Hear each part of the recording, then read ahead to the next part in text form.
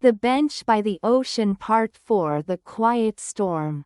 The ocean sparkled like glass, catching the sunlight that spilled over Nazare's tiled rooftops. Eleanor sat on the old bench with her coffee, her fingers interlaced with Daniel's. They watched the waves move in slow, steady rhythm like the beating of a calm, certain heart. She never thought love would feel like this. Not fireworks. Not fever. Just ease. Daniel glanced at her and smiled. "What are you thinking?" "That I'm happy," she said. He leaned in to kiss her cheek. "Good. Because I was just thinking I'm the luckiest man in Portugal." They laughed, and for a moment, the world was nothing but sea spray and joy. But in another part of the village, a different kind of emotion was brewing. Lucia sat in her studio, staring at her half-finished painting, a swirling sky that wouldn't settle. Her brush hovered over the canvas but didn't move. Something had shifted lately. It wasn't jealousy, not exactly. It was absence. Eleanor had been her anchor when Mateo passed. Her coffee partner, her sketchbook twin, her late-night laugh. And now she was a woman in love. Lucia knew she should be happy for her friend. And she was. Mostly. But something inside her, a whisper of loneliness, a flare of resentment, had started to grow. She opened her laptop, logged into an old dummy email account, and started typing. The blog post appeared on a local Nazare message board the next morning. Anonymous. Bitter. Crafted to wound softly. Isn't it strange how some people come to grieve and end up replacing what they lost? They say the sea heals, but maybe some use it to hide. Not everyone in the village is convinced Eleanor is who she pretends to be. It wasn't cruel. Just cold. Enough to plant a seed of doubt. But Nazare was not a place for shadows. And Eleanor was not someone people doubted lightly. By that afternoon, the post had been removed. The cafe owner, Rui, had spotted it and reported it. Ines traced the IP address. Someone else remembered Lucia mentioning that old blog platform once. It took less than a day for the village to realize the source. Daniel told Eleanor gently. He was afraid of how she'd react. But Eleanor didn't cry. She didn't even get angry. She just stared at the waves and said softly, she must have felt forgotten. That evening, Eleanor knocked on Lucia's studio door. Lucia didn't answer at first.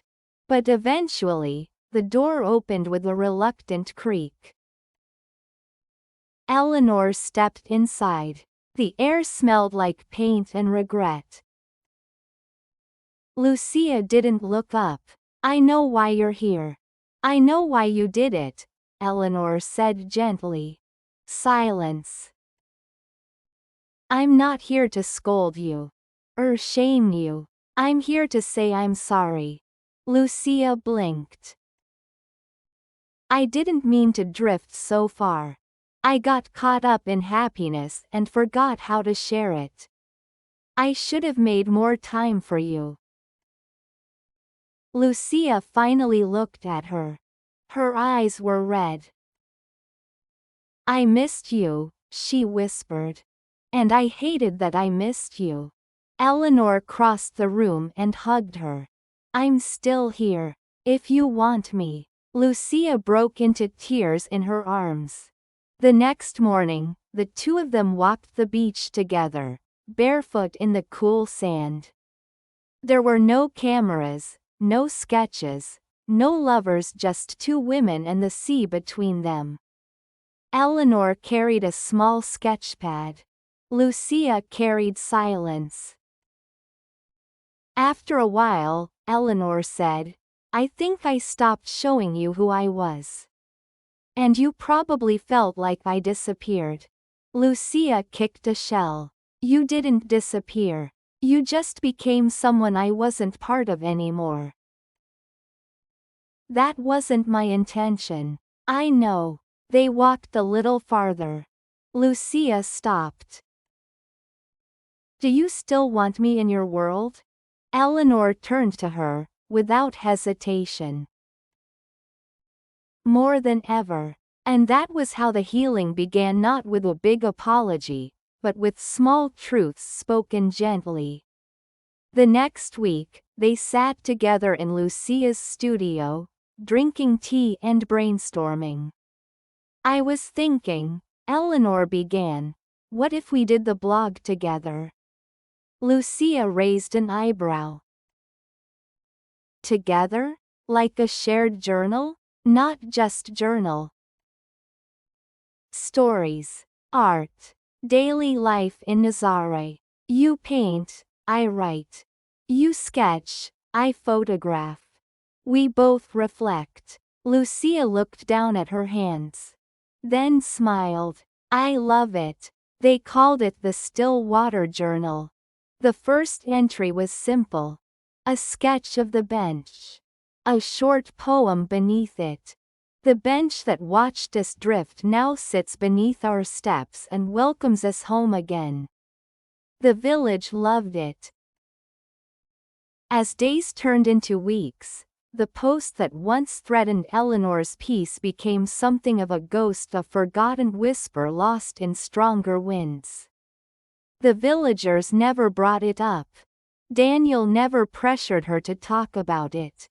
And Eleanor never used it to shame Lucia. Instead, she used it to learn. To pause. To give more space in her joy for the ones who stood beside her when she was grieving. Lucia, in turn, softened. She began leaving notes for Eleanor on her door. Little sketches tucked inside pastry bags. Short quotes about forgiveness and art. Their routine became rhythm. Mornings Eleanor wrote while Lucia painted. Afternoons they took walks, gathered stories, interviewed locals. Evenings they uploaded their work, wrote captions, answered comments from people around the world who had fallen in love with the soul of their village. People sent them letters. Some sent their own art. One woman in Brazil wrote, "I never knew strangers in another country could feel like sisters." Another man from Japan sent a haiku. "Two waves once apart now painting the sky as one, friends beyond the tide." Eleanor printed it. Lucia framed it. They hung it above the studio window, where the light always touched it first in the morning. One evening, Daniel found Eleanor on the bench, writing in her notebook. He sat beside her quietly and waited. He always knew when she was inside a moment. After a while, she closed her notebook and turned to him. "She didn't mean to hurt me," she said. "She just wanted me to see her." Daniel nodded. "And you did." Eleanor smiled. "I think that's the hardest part sometimes. Seeing the ones who hide their pain in silence." Daniel wrapped his arm around her shoulders. "You make people feel seen, Eleanor. That's your gift." That fall, the local gallery hosted a new exhibit, Ocean Between Us, a shared work by Lucia and Eleanor.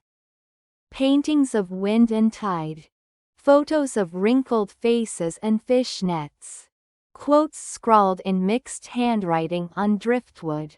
At the center of the gallery stood a replica of the bench carved from cedar, aged with sea salt. Visitors were invited to sit, to read, to write postcards to themselves to be mailed a year later. One little girl asked Lucia, "Are you and Miss Eleanor best friends?" Lucia knelt beside her and whispered, "We're more than that. We're people who forgot how much we needed each other." And then we remembered. The final scene, as always, was by the sea.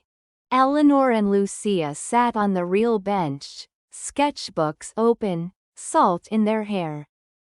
They didn't speak much. They didn't need to. Lucia handed Eleanor a small folded paper.